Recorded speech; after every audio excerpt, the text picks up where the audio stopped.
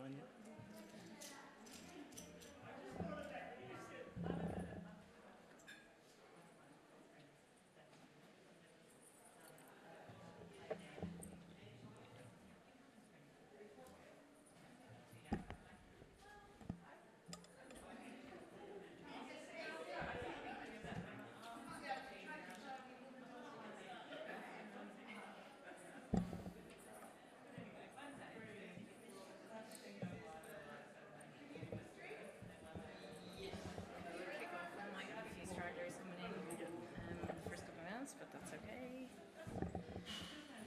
Welcome everybody to this afternoon's sessions for community-driven land care.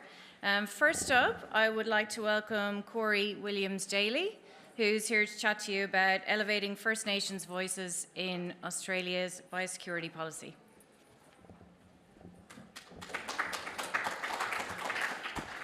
Yeah, I know it's late, but I'll try to lift the energy in here for everyone.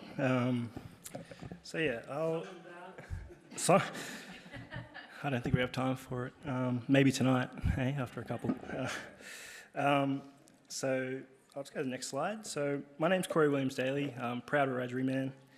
My family ties are in Riverina, New South Wales, the Chimit River people. Some of my old people grew up on the Brungle Mission down there. And I'm currently living and working on Ngunnawal country, so Canberra, meeting place for our old people, but also now meeting place for, I guess, politicians and public servants. Fortunate enough to be a member of Australia's Chief Environmental Biosecurity Office and currently part of a small team focused on building capacity, capability and knowledge of environmental biosecurity within First Nations community groups. So to start with, I'd like to paint a bit of a picture of what we define as environmental biosecurity here in Australia to start sparking that thinking towards the alignment between our priorities and goals and that of land care groups and community-led organisations. The Intergovernmental Agreement on Biosecurity Review in 2017 defines it as environmental biosecurity is the management of risks to our natural environment, to social amenity of pests and diseases entering, emerging, establishing and spreading across Australia. Environmental biosecurity protects Australia's plants, animals and ecosystems from the destructive impacts of invasive species. And it's part of Australia's broader biosecurity system that also protects our animal, plant and marine industries. But what we do is beyond the border and might not be what you think typically of biosecurity. And it leans more into the protecting country from risks posed from exotic and established pests. Exotic and established invasive species cause significant damage, generally defined by outcompeting our wildlife, degrading habitats and threatening Australia's biodiversity, but they can also impact agricultural productivity as well as our way of life. So environmental biosecurity protects these things from damaging pests, weeds and diseases, and that means a strong environmental biosecurity system helps protect our way of life as Australians. I know there's a lot on that slide, but I'll break it down for you. The Chief Environmental Biosecurity Officer, Dr. Bertie Henneke, is supported by the Environmental Biosecurity Office, which provides national leadership and coordination of the management, prevention, detection and response of exotic environmental and priority established pests, weeds and diseases. We build research and development capacity within environmental biosecurity and also lead communication and engagement to improve the understanding of environmental biosecurity, including being one of the department's leading areas to increasing First Nations engagement and participation across environmental biosecurity. And that specific dot point is what I'm here to talk to you about today. And to stop saying environmental biosecurity, I'm breaking it down into an acronym, as all public servants do. EBO. So the EBO is demonstrating and leading a way in including First Nations people in the work we do, policies, programs, whilst adhering to an ethical and respectable approach. Through our grants, partnerships, programs and policies, we're supporting First Nations communities to lead and work towards their priorities, to have a voice in the policy setting on the same way as other sectors or stakeholders.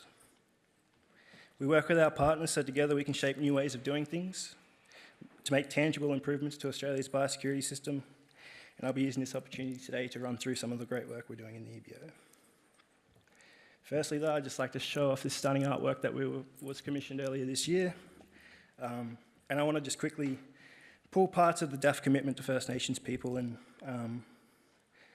sort of solidify that we are committed to further inclusion and improvement in First Nations people. So we commit to empowering First Nations economic self-determination, agriculture, fisheries and forestry, partnering with First Nations stakeholders and amplifying their voices.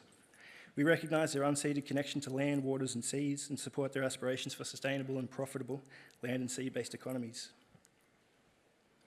Our commitment includes supporting First Nations agribusiness, ownership and employment, integrating Indigenous knowledges and leveraging land and sea resource rights to strengthen the food and fibre supply chain.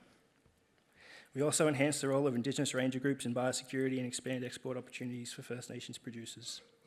We will embed the priority reforms of the National Agreement on Closing the Gap by fostering accountable partnerships across all levels of government, strengthening First Nations policy and engagement capabilities, and driving reform in this space. So I'll just quickly acknowledge the artist and the artwork. Protecting our country, growing our future encompasses both Aboriginal and Torres Strait Islander elements and depicts key aspects of our agriculture, fisheries and forestry portfolio. It tells a story of rich, vibrant and nurturing country, one that heals and strengthens the spirits, minds and bodies of all who call her home. Our department worked to commission the artwork by contemporary Aboriginal artist Amy Allerton of the Gumbanga, Bundjalung and Gamilaroi nations located in Clarence Valley of New South Wales. One second.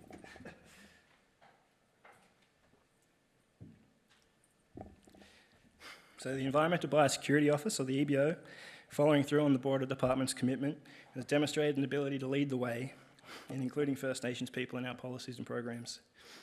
The best example and the first starting point to this was the establishment of the First Nations Programs and Engagement Team within the EBO, consisting of 2 Indigenous team members, including myself. So we ensure First Nations perspectives are sought within internal and external policies, programs and projects, and we support ongoing and proposed projects and procurements to facilitate the advancement of Indigenous-led management, capacity building initiatives. We listen to and echo the perspectives of First Nations people and proudly, as best we can, represent First Nations people in government. So our approach is guided by the First Nations Partnership Framework, which was released earlier this year as well by the department, and we're really adopting our approach, which will centre around 4 key elements: engage, partner, co-design and implement. So this approach ensures that each initiative is tailored to the specific needs and goals of First Nations communities.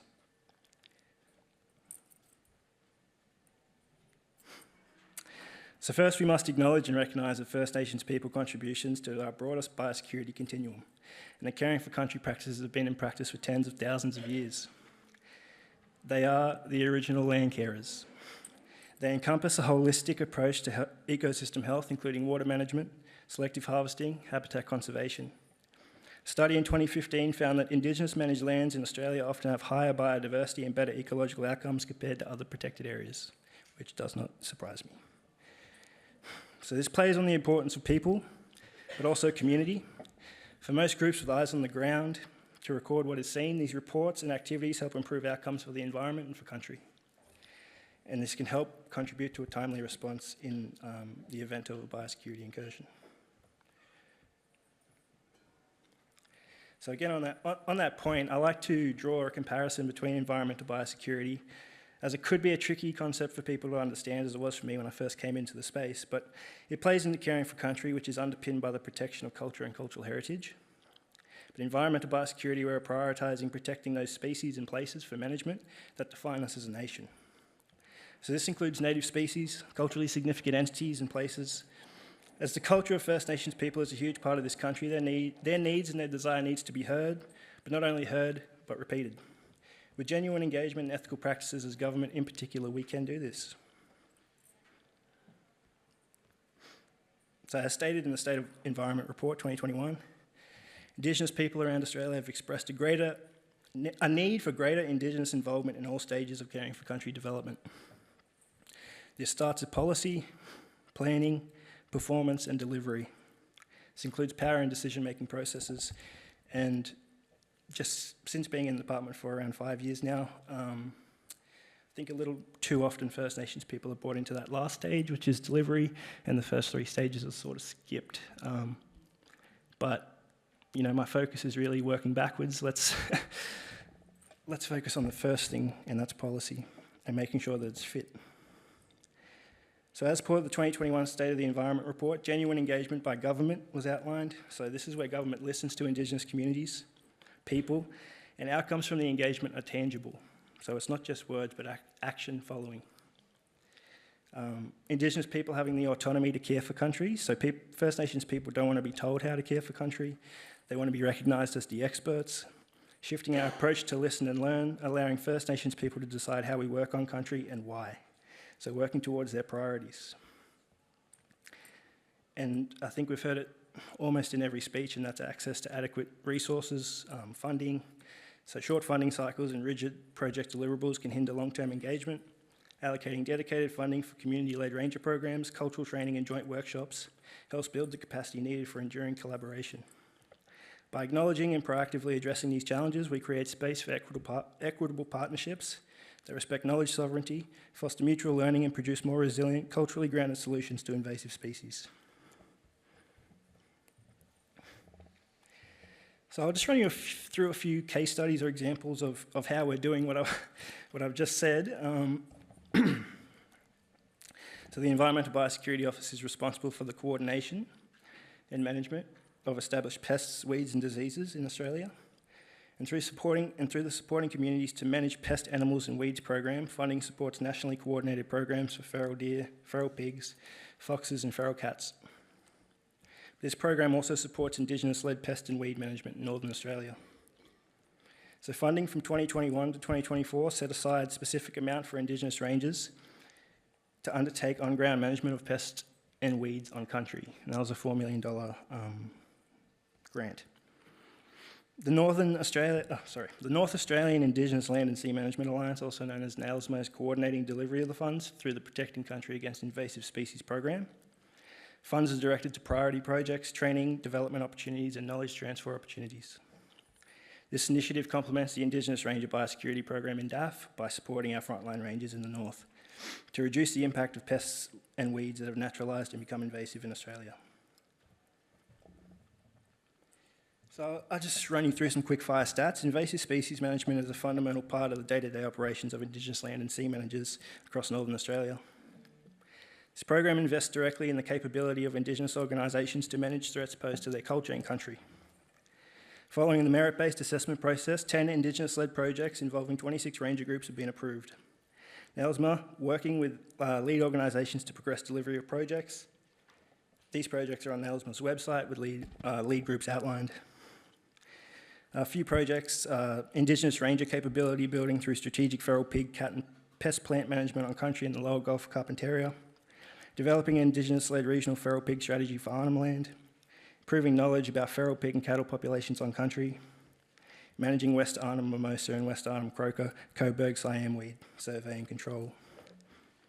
So I'd like to firstly, before I run through the stats, just acknowledge the valuable role of ranger coordinators for any Indigenous organisation to help organise and plan training, workshops, but also be that voice and conduit for community. And I'll run you through the stats.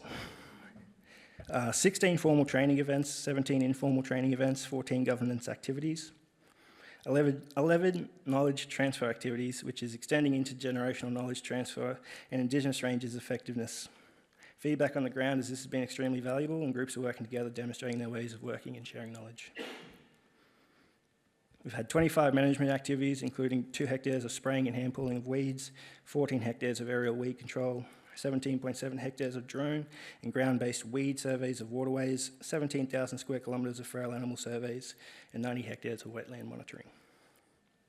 To date, and I'm sure this number's risen since I received these stats a couple of months ago, which was 6,308 feral pigs culled through aerial culling, ground shooting and pig traps, 690 cattle, 410 buffalo culled, 83 activities in total involving 536 participants, including 285 Indigenous males, 120 Indigenous females, 59 of which were elders and 34 children. These activities led to the direct employment of 22 Indigenous male rangers and 3 Indigenous female rangers, and in-kind employment of approximately 156 individuals, and the employment of 11 elders, which were included in the previous totals. So I haven't done this program on NAILSMA justice by running through these achievements. Very impressive, but still the sheer amount of work that has been done in the space of 24 months is truly remarkable, and a reflection of working towards those priorities I spoke of, building capacity and capability to include these activities in these ranger groups' business as usual. And a massive thanks and congrats to NAILSMA for leading and delivering this work, hopefully a lot more to come. So our next one focuses a lot on Indigenous forest health and biosecurity. So many tree and shrub species are edible or hold medicinal or cultural significance to First Nations people, yet they're threatened by exotic and established pests and diseases. The loss of these species has an impact on the health of country and the ability for First Nations people to practice culture. Protecting these species from exotic pests and disease is also important to ensure the knowledge surrounding them is preserved for the future generations. To achieve this, there is a need to engage with Indigenous communities to raise awareness and develop community-based activities focused on their priorities and our priorities. So, working together. This EBO-funded project to collaboratively develop and deliver an environmental biosecurity training program to help build capacity of Indigenous rangers, natural resource management agencies and other land managers to protect culturally significant species and places from the threat of exotic pests and diseases. Project area focused on northern New South Wales and southeast Queensland, as far up as Cairns, and existing and successful Indigenous environmental biosecurity forest health training programs. Represents a partnership between DAF, the New South Wales Department of Climate Change, Energy, the Environment and Water, Queensland Departments of Agriculture and Fisheries, who are now DPI, and the Parks and Wildlife Services in Queensland. To build capacity among Indigenous communities to detect and prepare for exotic pests or pathogens on their own land, to protect culturally significant species and places threatened or potentially threatened by exotic pests and diseases, increasing the understanding of the cultural impacts that exotic pests and diseases pose to Indigenous communities. So the detection and subsequent spread of the invasive murder rust has highlighted many of the unique challenges associated with managing exotic pests and pathogens across the landscape, including on Aboriginal land. Murder rust therefore provided a case study for how forest biosecurity can be structured, its associated activities and desired outcomes. So this project has further expanded knowledge within the community. They've delivered biosecurity training to Indigenous women, community rangers and school children on Butchulla country, assessed murder rust impact within forests on Gari, developed a forest biosecurity and surveillance plan for Gari, along with tree species conservation program for the island, captured in an appropriate way, information on culturally valuable flora of Gari, and details of pests and diseases to these plants. Delivered training to Indigenous rangers and land managers in northern New South Wales, including Coffs Harbour Aboriginal Land Council, the Gumma Indigenous Protected Area and Minyamai Indigenous Protected Area staff. This training has extended environmental biosecurity and forest health skills into the management of country in northern New South Wales. This training included field discussion and assessment of murder rust impacts on mature trees and plants recovering from fire damage.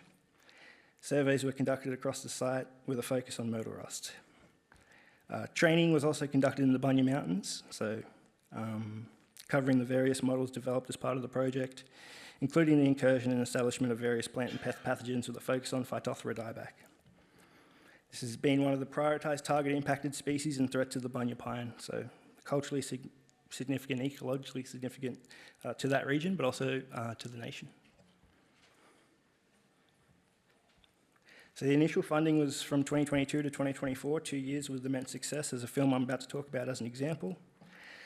But I feel my part is to ensure the programs or projects we fund are not just a tick a box, but an investment in those we believe in. I'm proud to say the EBO is continuing the funding of this program as at the end of 2024, able to stretch it out for 5 more years until 2029. Demonstrating our commitment to ensuring sustainable, long-lasting projects where the most ideal output is capability uplift to the point of being able to do this work without that reliance on funding.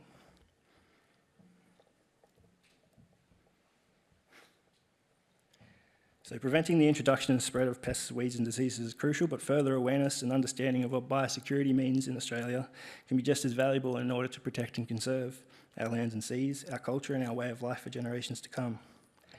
Roots of Resilience, which was developed as a training and awareness tool to communicate the importance of forest and natural environments and the threats posed by exotic pests and pathogens. It also aired proudly on Sunday at the Landcare Short Film Festival. So this film, produced by Thunderbox Films, this is a film made in collaboration with the Australian Government, Queensland Government, New South Wales Government, Aboriginal communities, various Aboriginal communities, and partners in New Zealand. So the Maori mob came over and a little bit of a knowledge exchange, which I think is pretty cool in this day and age where we can do that. So very cool, and I was very honoured to be there.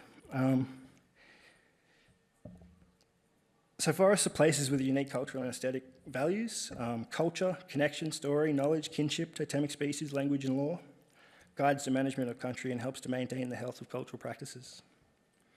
Exotic pests and pathogens have the potential to impact on cultural and environmental values, threatening the health of forests and interrupting the connection between country and First Nations people. Indigenous knowledge and connections to country are vital to protecting our forests, but not only our forests and our natural environments.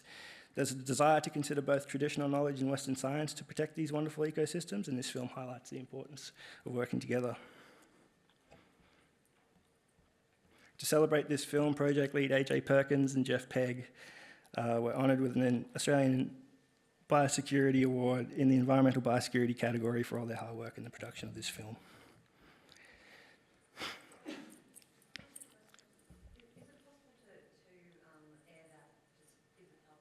Yeah, it's public. I just didn't want to. It's on YouTube. It's also on our website as well. And I can go back to that screen with the QR code if you'd like. So quickly just touch on this. I only have 5 minutes, but this is something I'm quite proud of that I've put together with the help of ABARES, who are the Australian Bureau of Agriculture and Resource Economics and Sciences. It's an assessment framework for First Nations culture and cultural heritage as modified from the UNESCO Convention for Safeguarding of the Intangible Cultural Heritage. Australian context has been included, including review of literature and workshops with First Nations people. The domains in the framework are critical to well-being and identity. If one or more domains are impacted, then that demonstrates an impact to identity and well-being. Creation of the assessment framework occurred during work to improve the process for groups to nominate invasive weed species to be considered as weeds of national significance. The last time a nomination process for WANs occurred was in 2012. So you can only imagine how much has changed since 2012 in the way we think, in the way we want to include First Nations people. At that time, the process used to measure impacts on culture far too vague to truly ensure that the impacts on culture could be captured accurately.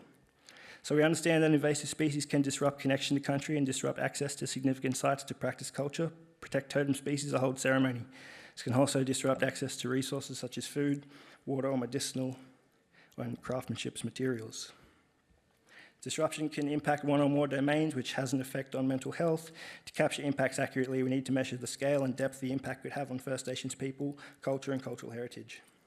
This assessment framework involved careful consideration of the IATSIS Code of Ethics, discussions with the IATSIS Ethics Committee, and the assessment has been shaped by feedback from First Nations people through workshops held by the department. The process has and will continue to involve First Nations people to explore and understand the risks posed to values and knowledge systems. Integrating perspectives, concerns, and knowledge of country is essential in understanding and responding to invasive species. This framework allows unique insights for First Nations peoples to be mapped within the broader context of managing invasive species. So the central idea is that it underpins First Nations health and well-being. These are the domains that I've been referring to. Oral traditions, so performing arts, rituals, practices, ceremonies, and knowledge. Significant sites associated with these are unusable, restricting access to practice language or storytelling. Traditional resources, including for craftsmanship, protection of water, medicinal and craftsmanship resources, includes resources used to make shelter, tools and instruments for hunting. Heritage, so place-based, protecting significant trails, stockyards, homesteads and built sites. And traditional kinship and knowledge systems impacted the ability to manifest, practice, develop, teach and pass down traditional knowledge systems to younger generations.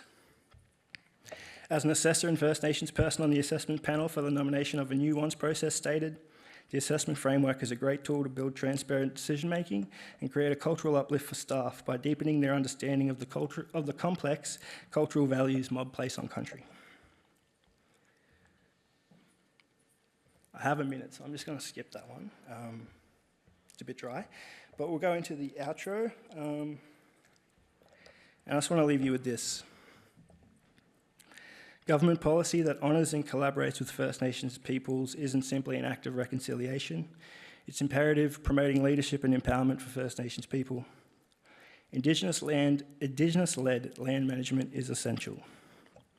Traditional owners have owned ecological intelligence over millennia, observing seasonal rhythms, species interactions, and subtle shifts in habitat health and landscape changes. When we bring this deep-rooted expertise into policy design, we unlock a resource tailored to Australian ecosystems and strengthen our biosecurity efforts as a nation. When traditional knowledge and Western science work hand in hand, they create dynamic, culturally grounded solutions that outperform each other alone. This collaboration not only improves ecological outcomes, but also empowers custodial communities, strengthens social cohesion, and ensures adaptive pathways for future challenges. Once more than one perspective comes together, our way of working becomes more innovative. Multiple management approaches help improve our ability to prepare for and respond to threats that jeopardise our country. Bridging two distinct knowledge systems together demands more than just shared goals, though. It requires navigating and breaking down deep-rooted differences in worldview and institutional structures. The word patient, which I heard yesterday, couldn't ring truer. The shift is being felt, and I'm proud to be a voice for mob in government. Policies should be co-designed with Indigenous communities to ensure culturally appropriate management. This includes recognising both tangible species and intangible, spiritual, linguistic and cultural aspects of heritage. Knowledge holders of this country need to be heard. We must listen. It is easy to listen, right? A little harder to learn. And once a true understanding has been developed, then we can truly feel like we're working together, protecting what we love for now and for the future. Thank you.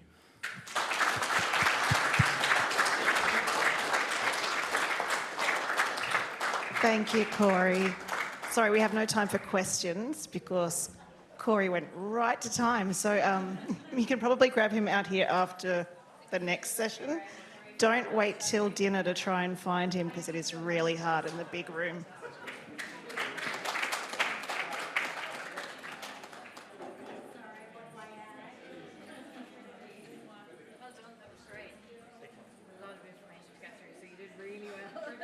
I feel like you need to publish, though. You need to publish your outro.